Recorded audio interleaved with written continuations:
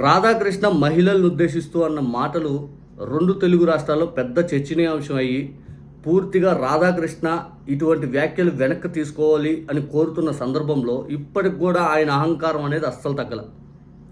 ఎంత అహంకారంతో బిహేవ్ చేస్తూ ఉన్నారంటే ఈ నిమిషానికి కూడా డైవర్షన్ చేసే కార్యక్రమం చేస్తూ ఉన్నాడు. ఎలా డైవర్షన్ చేస్తున్నాడు చిన్న ఎగ్జాంపుల్ చెప్తాను వినండి. రాధాకృష్ణ ఛానల్లో ఈరోజు ఒక వీడియో ఒకటి ప్రచురణ అవుతూ ఉంది. దాన్ని లైవ్ ట్యాగ్ చేసేసి పూర్తిగా లైవ్ పెట్టేస్తూ ఉన్నాడు. ఆ వీడియో సారాంశం ఏంటంటే వాయిస్ ఓవర్ ఆర్టిస్ట్ మధురవాణి గారికి బెదిరింపులు వస్తూ ఉన్నాయి, చంపేస్తాము అని చెప్పి బెదిరిస్తూ ఉన్నారు అని చెప్పి ఆ వీడియో ఒకటి పెట్టేసి కొడతానే ఉన్నాడు. ఏంటని ఆ వీడియో ఓపెన్ చేసి చూస్తే వాయిస్ ఓవర్ ఆర్టిస్ట్ మధురవాణి గారి కంటే ఎవరో ఒక వ్యక్తి ఫోన్ చేశారంట. ఏంటండి ఈ మాటలేంటి, ఎందుకు మాట్లాడారు మీరు అని అడిగారంట. ఆ వ్యక్తి ఎవరో ఒక వ్యక్తి పేరు చెప్పారు. తర్వాత వీళ్ళేదంట ప్రచురణ ఏదో ఫేస్బుక్ గ్రూప్లో మహిళ ఉండి ఇటువంటి మాటలు మాట్లాడటానికి సిగ్గు లేదా, జీతం కోసం ఇటువంటి మాటలు మాట్లాడాలా అని చెప్పి ఒకే ఒక్క పోస్ట్ ఈ రెండు పెట్టేసి మధురవాణి గారికి బెదిరింపులు, మధురవాణి గారిని చంపేస్తారంట, అది ఇదని చెప్పి డైవర్షన్ కార్యక్రమం పెడుతూ మహిళ అయ్యుండి మహిళ అని కూడా చూడకుండా ఇట్లా బెదిరిస్తున్నారు అని చెప్పి ఒక జర్నలిస్ట్ చేత మాట్లాడిస్తూ ఉన్నాడు ఆ వీడియోలో. నువ్వు అన్నది ఎవరిని రాధాకృష్ణ, నువ్వు అన్నది ఎవరిని? మహిళల్ని. రాష్ట్రంలో ఉన్న ప్రతి ఒక్క మహిళల్ని నువ్వేం మాట్లాడుతున్నావు? అసభ్యకరంగా మాట్లాడింది నీకు కనపల్లా. నీ వాయిస్ ఓవర్ ఆర్టిస్ట్ మధురవాణి గారు మహిళని మాత్రం గుర్తొచ్చింది నీకు.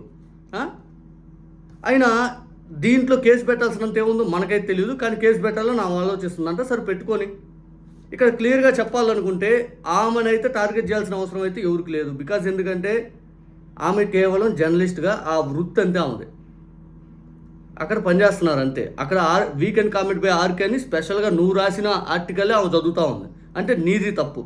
ఇక్కడ రెండో విషయం చెప్తా. నీ మీడియా ఛానల్, నీ కంపు మీడియా, నీ కంపు మనుషులు, నువ్వు నమ్మే పార్టీ, నీకు సంబంధించినటువంటి వ్యక్తులు, మీరందరూ పాపం కొమ్మినేని గారి పైన పడి నానా హంగామా చేశారు, గుర్తుందా? నీ ఆఫీస్లో పనిచేసే మధురవాణి గారు లాగే కొమ్మినేని గారు సాక్షిలో పనిచేస్తూ ఉంటారు. ఆయన కేవలం డిబేట్ నడుపుతాడు. ఆ డిబేట్లో పాల్గొన్న వ్యక్తి బయట నుంచి వస్తాడు. ఆ వ్యక్తి ఆ డిబేట్లో మాట్లాడితే కొమ్మినేని గారికి ట్యాగ్ చేసి కొమ్మినేని గారిని కూడా అరెస్ట్ చేశారే. అప్పుడు నీకెందుకు సరైనది అనిపించింది? కొమ్మినేని గారిని అరెస్ట్ చేస్తున్నప్పుడు అప్పుడు ఎందుకు నీకు సరైంది అనిపించింది రాధాకృష్ణ? ఇక్కడ కేవలం అమ్మా ఏంటమ్మా అని ఫోన్ చేసినందుకు బెదిరిస్తున్నారు, చంపేస్తున్నారు అని చెప్పి ఆర్టికల్ రాస్తా ఉన్నావు. ఎవడో ఒకడు పోస్ట్ పెట్టాడు, ఒకే ఒక్క పోస్ట్ వీళ్ళు చదువుతుంది, మొత్తం కూడా కాదు. ఒక్క పోస్ట్ పెడితే దానిపైన రాధాకృష్ణ మహిళను చూడకుండా ఎట్లా అయినా మాట్లాడేది అని మాట్లాడుతున్నావే. నాడు కొమ్మినేని గారు డిబేట్ నడిపే వ్యక్తి పైన కేసు పెడితే నువ్వెందుకు సమర్థించావు? సాటి జర్నలిస్ట్ అయ్యింది నువ్వెందుకు సమర్థించావు? ఈరోజు మధురవాణి గారి గురించి ఎవరైనా వైఎస్ఆర్ కాంగ్రెస్ పార్టీ నాయకులు ఎవరైనా మాట్లాడారా?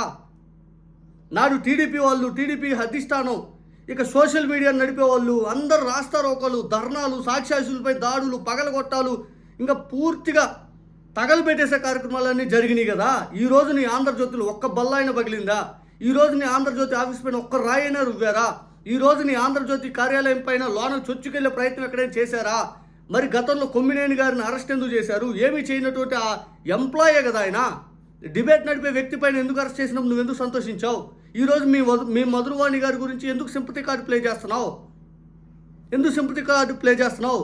మధురవాణి గారు కేసు పెడతారని చెప్పి ఆమె పేరు ఏదో హైలైట్ చేసుకుంటూ బిగ్ టిస్ట్ అయ్యిదని పెట్టి ఏదో చేస్తా ఉన్నాను. అందులో జగన్ గారు బొమ్మేసి ఇదొక సింపతి కార్డు సోషల్ మీడియాలో ఇలా పెట్టారు అని.